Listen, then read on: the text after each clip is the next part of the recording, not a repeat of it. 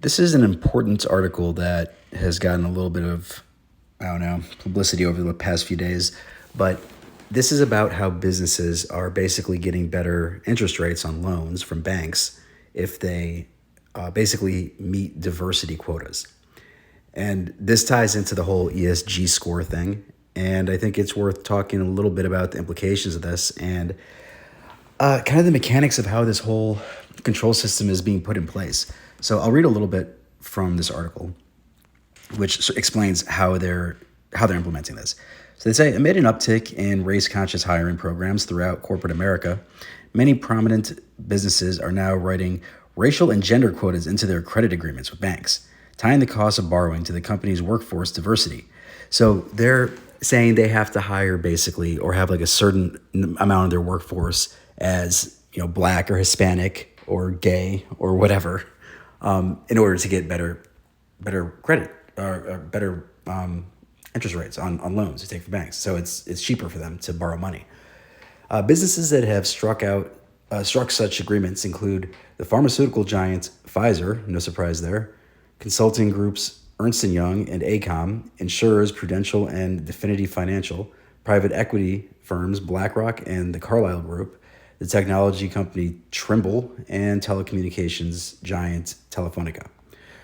Okay, so anyways, what's going on here is that it's not just public companies that are having pressure applied to them by firms like BlackRock, which is pretty well known. People understand that BlackRock and State Street and Vanguard own, like 12, 15% of most of these publicly traded companies.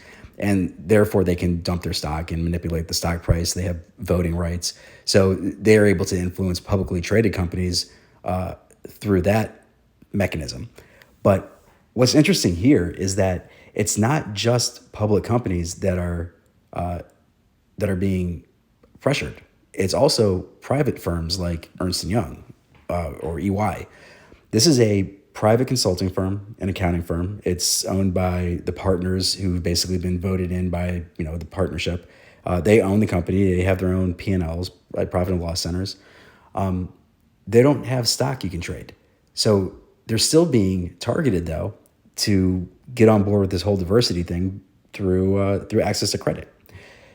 And what's also interesting is that BlackRock, which a lot of people look at as being sort of behind this whole corporate woke agenda, is also being pressured through the same mechanism. So BlackRock themselves have to get on board with this diversity thing because they're being pressured by the banks.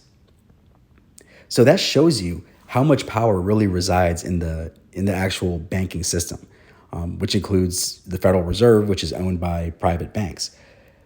These people are able to create money out of thin air through the manipulation of interest rates and fractional reserve banking. So if you're able to create money out of thin air, you have more power than any corporation in the world. You basically control the primary lever of power. And that's also something I wanted to mention here because there was this whole idea, and I guess it's still going around, that if you go woke, you go broke. Now, to some degree, that might be true, but the important thing is that it doesn't matter. It doesn't matter if these companies lose business because they're going woke, because they won't even be allowed to exist and operate if they don't go woke. They won't have access to credit.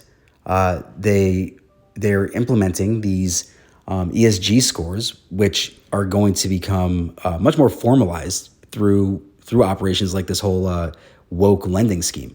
Because first of all, they have a contract. These banks have a contract with the companies that they're lending to, which requires them to meet certain diversity targets, which means that there has to be a formal system, some sort of dashboard they have that reports out exactly how many blacks and Hispanics and gays and transsexual people or whatever they have within their company, which is going to be eventually formalized, industry wide, as this becomes a very standard thing for banks to do. So they won't be able to borrow money at all. They won't be able to expand. They won't be able to compete if they aren't woke. So it doesn't matter if they lose business if the alternative is that they can't operate at all. And then this is going to be rolled out to smaller companies as well. And it's going to be applied along lines if, say, you have too small of a workforce to force you to hire all black transsexual women, lesbians, or whatever. They're going to say you have to do business with a certain amount of companies that are minority owned or whatever. And then it's going to go down to the individual level. And it's going to apply to things like your carbon footprint, which is essentially how much trouble are you going to give them? Do you like to travel? Do you like to move around? Do you like to do things? If you do, you emit carbon and you're a problem. So this is going to apply across the board. And this is just sort of the beginning of being able to see the actual mechanisms by which this is getting put in place. And an interesting point that I think is kind of being highlighted here, and I hope people understand, is that money and the economy, these are just tools. These are tools of power. Money in itself is not the end goal to the people who are controlling and driving this agenda. The people who are controlling and driving this agenda are the banking elite. They are the people who are able to fabricate money out of thin air and thereby control everybody else whose singular purpose in life is to maximize their economic benefit, which is basically American and Western culture at this point.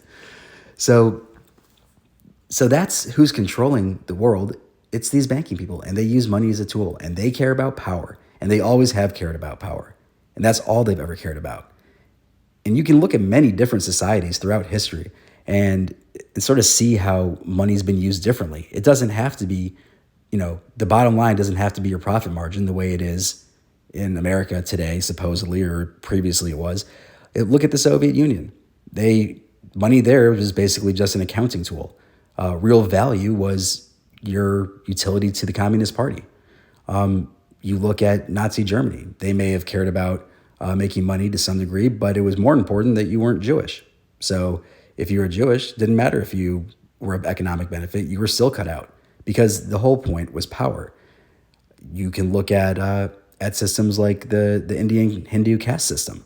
They have very set places where you will spend your life, and that is about maintaining power. Even if you're some untouchable and you're able to accumulate wealth, that's not the primary value. You still can't raise your status in life. And my point in sort of explaining this is that money truly isn't the purpose or the driver behind world events today. It greases the skids. It helps to motivate people who these controllers need to get in line. But the true goal here is power, is pure power, just like it always has been all throughout human history. And money is just a means of getting there. And for the last however many hundreds, 200 years or whatever, 200 plus years, economic growth has been one of the main control mechanisms in America. And you can see the same thing played out in China. Once they sort of eased up on the hardcore Maoist stuff, China basically used the same control system, just economic growth to control the people. And now as they put their social credit system in place and they're sort of tightening up the controls again. And that same sort of apparatus is going to be applied to the West. So just wanted to cover that.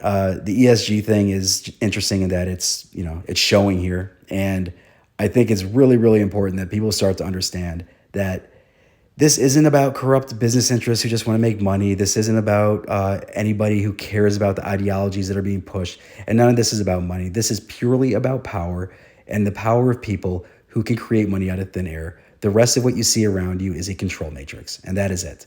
So don't take these things that seriously. And I don't know, your economic benefit is not the end all and be all of life because they want to enslave you. So maybe elevate freedom on your priority list if you haven't.